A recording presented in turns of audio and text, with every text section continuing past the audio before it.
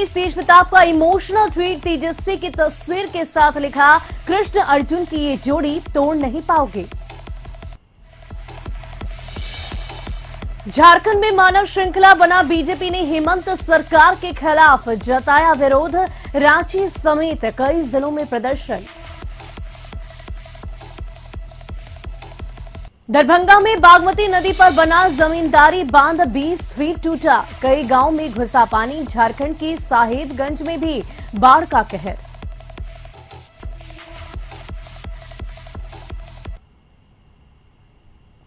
नमस्कार, मैं हूं शुभे मिश्रा और आप देख रहे हैं सुप्रभात। रुक करते हैं खबरों की ओर। भाई और बहन के प्यार के प्रतीक का त्योहार रक्षाबंधन आज है।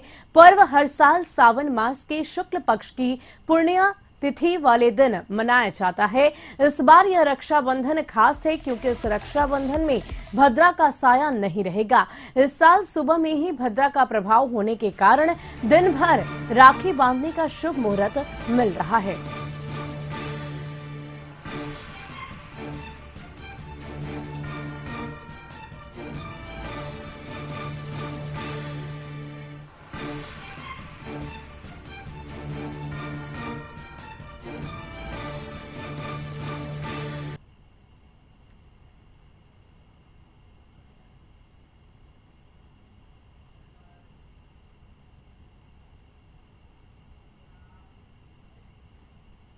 बता दें कि रक्षाबंधन पर 50 साल बाद बन रहा महासंयोग। रक्षाबंधन पर इस बार 4 विशिष्ट संयोग भी बन रहे हैं।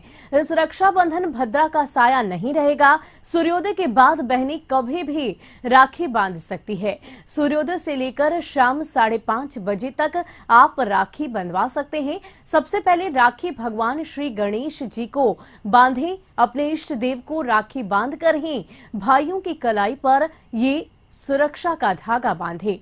राखी बांधने के शुभ मुहूर्त की बात करें तो ब्रह्म मुहूर्त 4:26 से लेकर 5:10 तक है। अभिजीत मुहूर्त की बात करें तो दोपहर 11:58 से 12:50 तक का है और विजय मुहूर्त 2:34 से लेकर 3:26 तक का है। इसके अलावा गोधूली मुहूर्त की बात करें तो 6:40 से 7:05 तक है और अमृत काल रात के 9:30 बजे से लेकर 11 बजे तक का है। तो रक्षाबंधन के त्योहार को लेकर तमाम जो तैयारियां हैं वो बाजार में पहले भी देखने को मिली। इसके अलावा जो ब्रह्म मुहूर्त की बात करें, अभिजीत मुहूर्त की बात करें, अमृत मुहूर्त की बात करें, इसकी पूरी जानकारी हमने आपको दी। हालांकि बताया ये जा रहा है कि इस बार हर रक्षाबंधन के त्योहार की तरह भद्रा का साया नहीं है और सूर्योदय के बाद से लेकर रात तक आप कभी भी किसी भी वक्त अपने भाइयों की कलाई पर राखी बांध सकते हैं। इसके अलावा अगर दिशा निर्देशों की बात करें तो आप अपने भाई को पूर्व दिशा की तरफ मुख करके बिठाएं। इससे पहले इष्ट देव और भगवान गणेश की पूजा जरूर करें, उन्हें राखी जरूर बांधें। इसके अलावा भाइयों को पूर्व दिशा की तरफ मुख करके बिठाएं। आपको बता दें कि आज का दिन बेहद खास होता है, प्रेम भाई बहन का दिन होता है और ऐसे में जो मुहूर्त है उसका भी खास ख्याल हिंदू धर्म और शास्त्र के अनुसार रखा जाता है।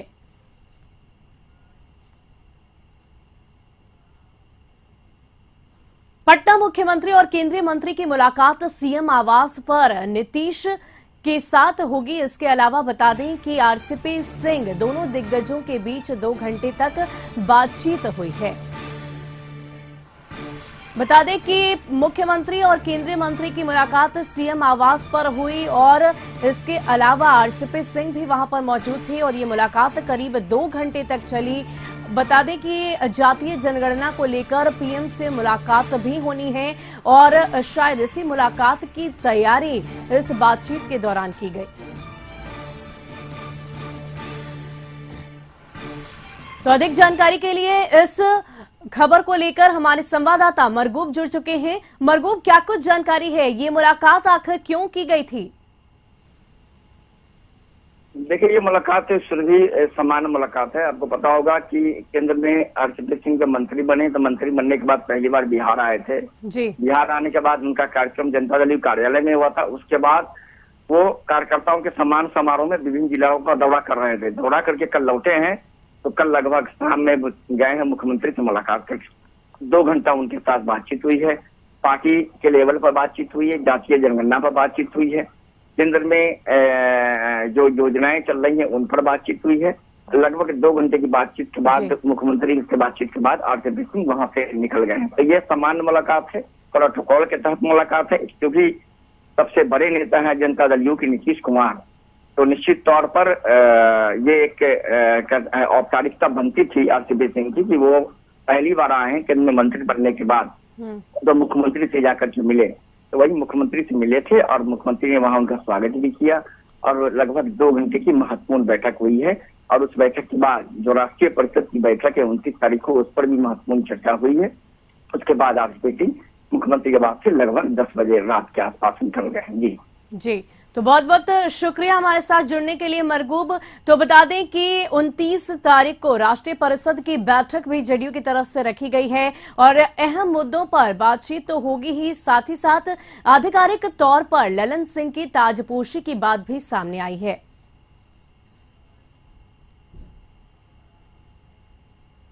पटना आज दिल्ली जाएंगे सीएम नीतीश। जातीय जनगणना पर पीएम मोदी से प्रतिनिधि मंडल के साथ मुलाकात की जाएगी। सीएम नीतीश की अध्यक्षता में 11 सदस्यों का प्रतिनिधि मंडल उनसे मुलाकात करेगा।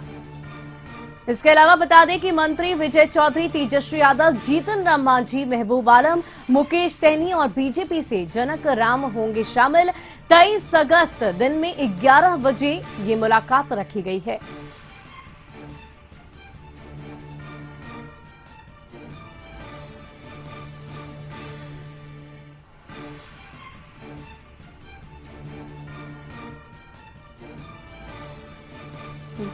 तो बता दें कि जातीय जनगणना को लेकर पहले से ही राजनीतिक गलियारों में कई तरह की चर्चाएं सामने आ रही थी और इतने में ही इन तमाम चर्चाओं को विराम देते हुए देश के प्रधानमंत्री नरेंद्र मोदी ने मुख्यमंत्री नीतीश कुमार को निमंत्रण दिया और ये कहा कि 23 अगस्त का दिन होगा जब आप सभी आएं और हमसे मुलाकात करें। 11 बजे का वक्त रखा गया है, समय दिया गया है और इसका इंतजार लंबे अरसे से मुख्यमंत्री कर रहे थे।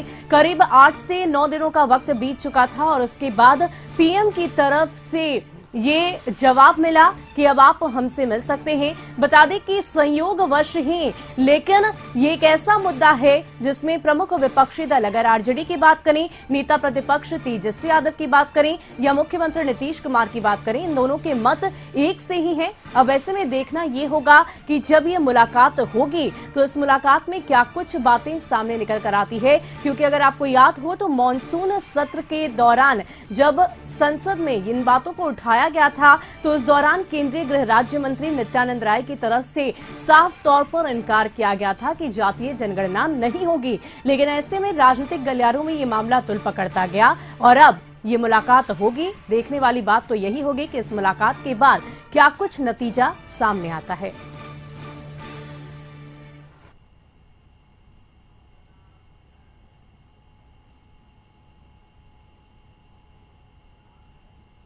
सीएम नीतीश कुमार ने समस्तीपुर के मोहिउद्दीन नगर के बलुआही में बाढ़ राहत केंद्रों का जायजा लिया। सीएम ने यहां बाढ़ पीड़ितों के लिए की गई प्रशासनिक व्यवस्था का भी जायजा लिया। सीएम ने कहा कि कई इलाके बाढ़ से प्रभावित हैं और वे खुद जिलों का दौरा कर जायजा ले रहे हैं। उन्होंने कहा कि सरकार की तरफ से लोगों की मदद की जा रही है।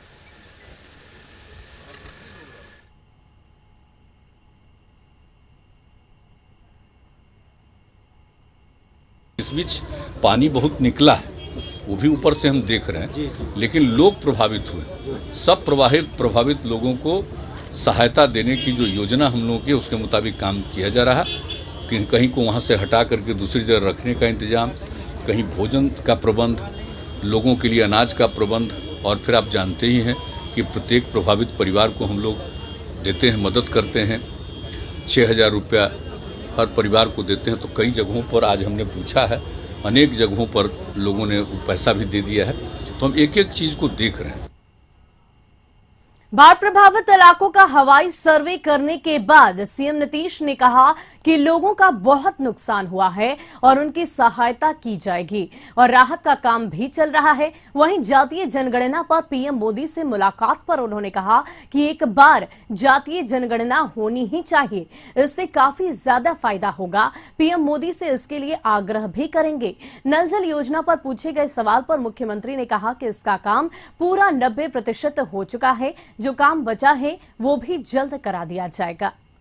नहीं, अभी तो हम लोग जा रहे हैं यही रिक्वेस्ट करने के लिए कि जातिगत जनगणना होनी चाहिए, तो उसी पर अपनी बात हम लोग रखेंगे। वो तो फिर केंद्र सरकार के ऊपर है क्या निर्णय ले। आवास के लिए भी इंतजाम, भोजन के लिए इंतजाम और अन्य प्रकार से सुविधा जो दी जाती है हर परिवार को, फिर पशुओं के देखभाल के लिए जो सब चल रहा था हमने देख लिया और लोगों से बातचीत की तो चल रहा। वैसे तो अब हट रहा था और वो कुछ जो बचा हुआ है उसके लिए तेजी से काम कर रहा है। अभी 99% का हमको फिगर, हमको ऑलमोस्ट 90% का फिगर उस समय पहले तक का जो हमने आकलन किया था उससे था, अभी चल रहा। कई जगह कई कारण से रुका।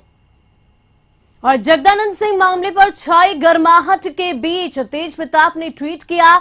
ट्वीट करते हुए उन्होंने विरोधियों पर निशाना साधा और लिखा है कि कोई कितना भी षड्यंत्र कर ले, लेकिन कृष्ण और अर्जुन की जोड़ी को तोड़ नहीं पाओगे। इन सब के बीच तेज प्रताप यादव भी लालू प्रसाद यादव से मुलाकात के लिए दिल्ली रवाना हो चुके हैं। इसके अलावा खबर ये भी सामने है कि कहीं ना कहीं तेज प्रताप यादव जब लालू प्रसाद यादव से मुलाकात करेंगे तो जो बातें उन्हें रखनी है उन बातों को रखकर मामला सुलझाया जाएगा। इसके अलावा अब तेजस्वी तेज प्रताप को कोई भी तरजीह देने के मूड में नहीं दिखाई दे रहे। उन्होंने साफ लफ्जों में कह दिया है कि पार्टी में बड़ों का सम्मान और आदर करना जरूरी है। इस मामले में लालू प्रसाद से बातचीत करने के लिए शुक्रवार शाम को ही तेजस्वी यादव दिल्ली रवाना हो चुके हैं। बता दें कि तेज प्रताप तेजस्वी से बात करने राबड़ी आवास पर गए थे, लेकिन वहां से वो काफी ज्यादा गुस्से में बाहर निकले और बाहर मीडिया से बातचीत करने के दौरान उन्होंने कहा था कि संजय यादव ने उन्हें तेजस्वी से बातचीत करने से रोका है।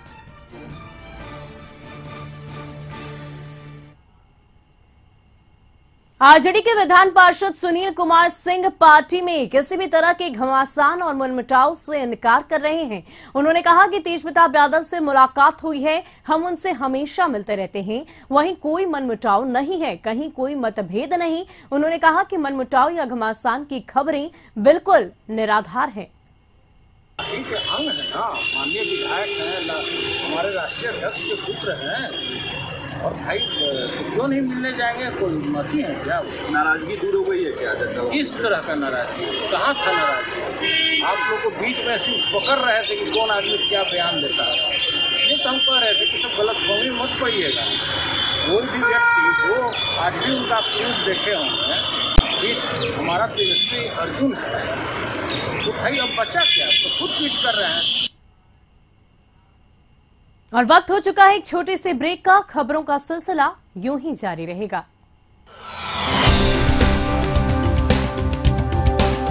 सुप्रभात में आपका स्वागत है। रुक करते हैं खबरों की ओर। आरजेडी में मचे घमासान पर मंत्री प्रमोद कुमार ने तंज कसते हुए कहा कि परिवार में विवाद हो गया है तो बंटवारा स्वाभाविक है। ऐसे में दबी हुई संपत्ति के साथ साथ लोटे थाली तक का बंटवारा अब होगा। तो वहीं मंत्री आलोक रंजन झा ने इसे वर्चस्व की लड़ाई बताया। तो लालू परिवार में वर्चस्व की लड़ाई चल रहा है और दोनों भाई अपने वर्चस्व बनाने के लिए लगे हुए हैं और यह उनका पारिवारिक लड़ाई है, जिसको कि पार्टी के अंदर भी देखने को मिल रहा है। इसलिए ये उनका आंतरिक मामला है। जनता सब देख रही है कि इन लोगों को बिहार की चिंता कम, अपनी चिंता ज़्यादा है, अपने वर्चस्व की चिंता ज़्यादा है। कुछ पार्टी है पारिवारिक पार्टी, तो जब परिवार में बंटवारा होता है तो छिपा का, थाली का, लोटा का, गिलास का, जमीन का कोना कोनी सब बंटवारा होता है और जो दबा हुआ संपत्ति है उसको भी निकाल के बांटा जाता है। तो अब बंटवारा का समय है, स्वाभाविक है, भाई भाई का बंटवारा है। तो इसमें उनके मम्मी पापा को ध्यान देना चाहिए कि बराबरी का। उत्तर प्रदेश के पूर्व मुख्यमंत्री और बीजेपी के वरिष्ठ नेता कल्याण सिंह का शनिवार देर रात निधन हो गया। उन्होंने लखनऊ के एसजीपीआई अस्पताल में अंतिम सांस ली। पिछले 1.5 महीने से बीमार चल रही कल्याण सिंह की स्थिति लगातार गंभीर बनी हुई थी। बिहार के सीएम नीतीश कुमार और राज्यपाल फागू चौहान, कृषि मंत्री अमरिंदर प्रताप सिंह ने कल्याण सिंह की मौत पर दुख प्रकट किया है।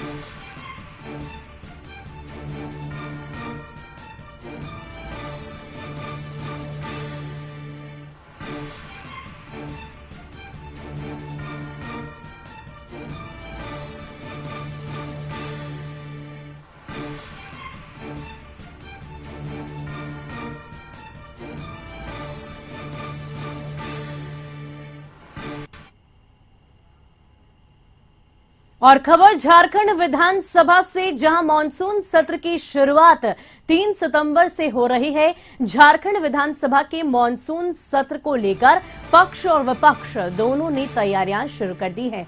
3 सितंबर से 9 सितंबर तक चलने वाले मॉनसून सत्र में 5 कार्य दिवस होंगे। सत्र के पहले दिन राज्यपाल द्वारा अनुमोदित अध्यादेश सभा पटल पर रखी जाएगी। इसके अलावा इस बार मुख्यमंत्री प्रश्नकाल भी रखा गया है। राज्य के नीतिगत मामलों में विधायक इस दौरान मुख्यमंत्री से सवाल करेंगे। वहीं विपक्ष भी सरकार को घेरने के लिए रणनीति बना रहा है। सदन शांति से चले। सत्ता पक्ष की तरफ से कहा गया है कि विधायक जन मुद्दों को सदन में रखने का काम करें। सरकार उनके सारे सवालों का जवाब देगी। हालांकि रांची से बीजेपी विधायक सीपी सिंह ने कहा कि ये सत्र काफी छोटा है, लेकिन इस सत्र में भी जनता के सवालों को मजबूत तरीके से रखा जाएगा। से तो मुद्दे बहुत हैं, लेकिन ये 3 और 4 दिन में क्या उसमें आप कर सकते हैं, तय करेंगे कि प्रमुख मुद्दे जो होंगे उनको हम निश्चित रूप से धारदार तरीके से उठाने का काम करेंगे। अपेक्षा करेंगे सारे माननीय विधायक से अपील करेंगे अपने क्षेत्रों को बातों को ज्यादा से ज्यादा रखे, और सरकार के जो भी मंत्री हैं उनसे भी हमारा आग्रह रहेगा कि जो भी हमारे विधानसभा में विचार उठकर आता है, जो जनहित के मुद्दे हैं उस पर सरकार गंभीरता से लेकर उसको निष्पादन कराने की काम करे।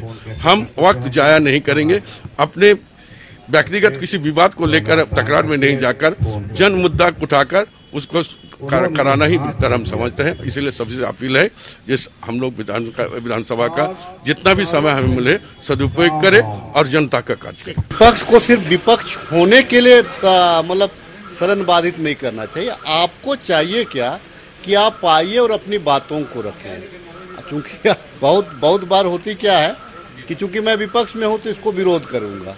तो विपक्ष होने के लिए विरोध नहीं होना चाहिए। विपक्ष की जो भूमिका है आपको उसके लिए आपको वहां पे सदन में आने की आवश्यकता है। आप जिस कार्य से सहमत नहीं है आप अपनी बातों को रखें, क्योंकि विपक्ष की बातों को भी सरकार में अमल। और शनिवार को बीजेपी ने झारखंड में हेमंत सरकार की नीतियों के खिलाफ प्रदर्शन किया, मानव श्रृंखला बनाकर विरोध जताया। इधर भारतीय जनता पार्टी रांची महानगर इकाई की ओर से मोरहाबादी मैदान में महात्मा गांधी की प्रतिमा के समीप मानव श्रृंखला बनाकर विरोध प्रदर्शन किया गया। प्रदेश अध्यक्ष दीपक प्रकाश ने कहा कि राज्य में कानून व्यवस्था की स्थिति बेहद खराब हो गई है। राज्य सरकार हर मोर्चे पर विफल है, जनता बेहाल है, चौतरफा हाहाकार है, शासन जनता के मुद्दों से भटक गया है। मुख्य रूप से भाजपा के प्रदेश अध्यक्ष दीपक प्रकाश, भाजपा के राष्ट्रीय प्रवक्ता सह राज्यसभा सांसद जफर इस्लाम, रांची विधायक सीपी सिंह, मेयर आशा लकड़ा, उप महापौर संजीव विजयवर्गीय सहित तमाम विधायक, वार्ड पार्षद, सभी मोर्चा व मंडल के पदाधिकारी शामिल हुए। इधर बोकारो में भी बीजेपी कार्यकर्ताओं ने मानव श्रृंखला का आयोजन किया। तो झारखंड के अंदर आज स्थिति क्या हो गई है? दिन दहाड़े लूट, हत्या, बलात्कार, मुख्यमंत्री आवास के पास हत्या, रूपा तिर्की जो सब इंस्पेक्टर थे, एक आदिवासी महिला थी, उसकी हत्या, उसकी सीबीआई जांच कराने से सरकार भाग रही है।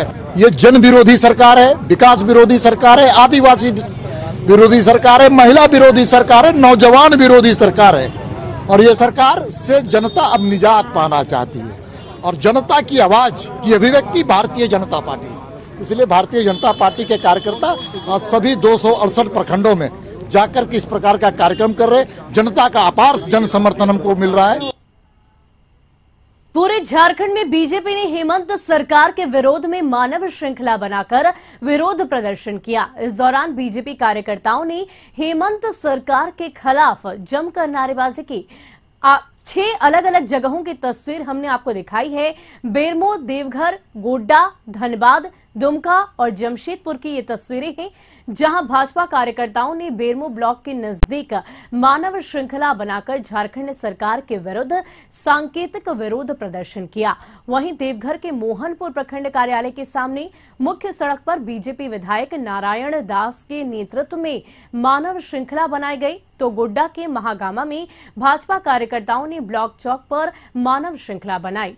तो बागमारा प्रखंड मुख्यालय के समीप भाजपा विधायक ढुल्लू महतो के नेतृत्व में 1 दिवसीय धरना भी दिया गया। वहीं दुमका की अगर बात करें तो भारतीय जनता पार्टी के कार्यकर्ताओं ने जरमुंडी प्रखंड मुख्यालय के समक्ष झारखंड सरकार की गलत नीतियों के खिलाफ मानव श्रृंखला बनाकर विरोध प्रदर्शन जताया।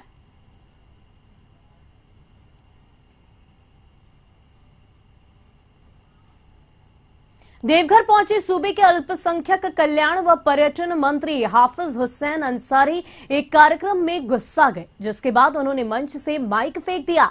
करो प्रखंड में आयोजित एक सरकारी कार्यक्रम में माइक खराब रहने से मंत्री आग बबूला हो गए और माइक फेंक दी। मंत्री ने उपस्थित अधिकारियों से कहा कि सरकार यहां पहुंची है और यहां व्यवस्था के नाम पर एक माइक तक सही नहीं।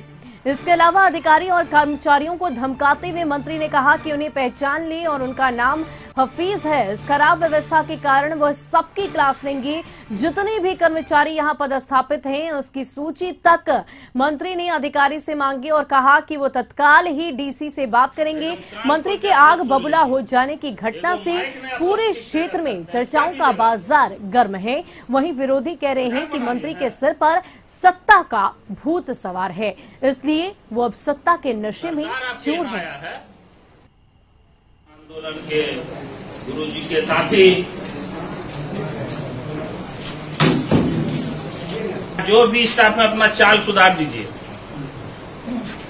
एकदम कान खोल के आप लोग सुन लीजिए। एगो माइक नहीं आप लोग ठीक से रख सकते हैं, क्या कीजिएगा आप लोग?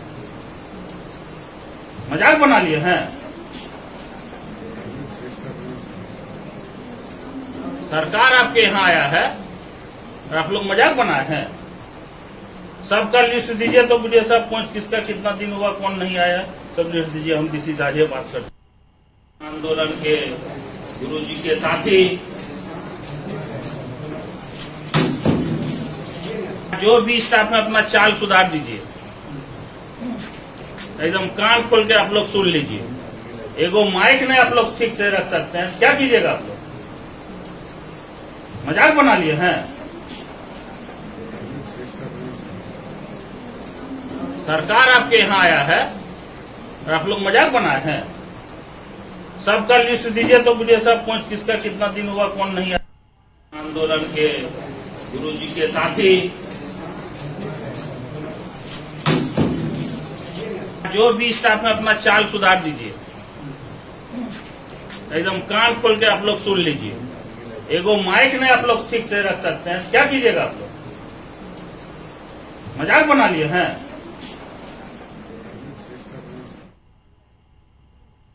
तो इस वक्त इस पूरी खबर को लेकर हमारे संवाददाता अमरनाथ पाठक जुड़ चुके हैं।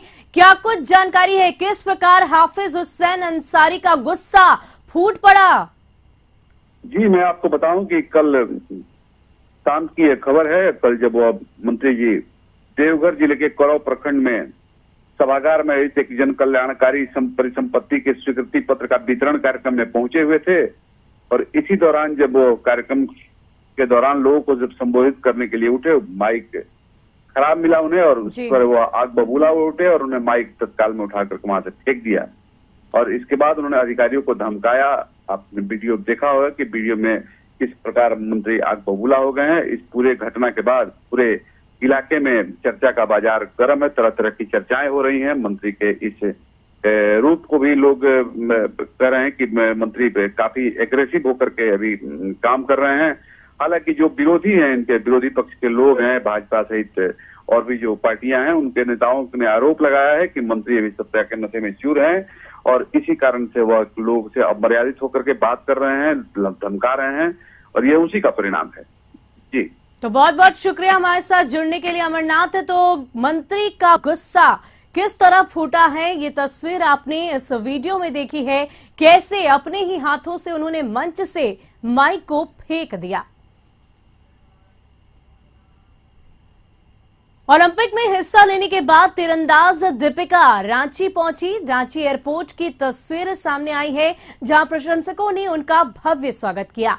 बता दें कि दीपिका ने ओलंपिक में तीरंदाजी प्रतियोगिता में हिस्सा लिया था, लेकिन उम्मीद के मुताबिक उनका प्रदर्शन इस बार नहीं रहा। काफी अच्छा अनुभव रहा, अच्छा एक्सपीरियंस रहा। इसी देखिए हमने मेहनत बहुत ही ज़्यादा की, ऐसा नहीं है कि हमने प्रदर्शन से कोई कमी छोड़ी हो, बट ये है ना कि जब तक जीतेंगे नहीं तब तक छोड़ेंगे नहीं। उम्मीद है, हौसला भी है, तो हम उसी हिसाब से वापस करेंगे। तो फिलहाल के लिए इस बुलेटिन में इतना ही। बिहार झारखंड की तमाम खबरों के लिए देखते रहिए कशिश न्यूज। नमस्कार।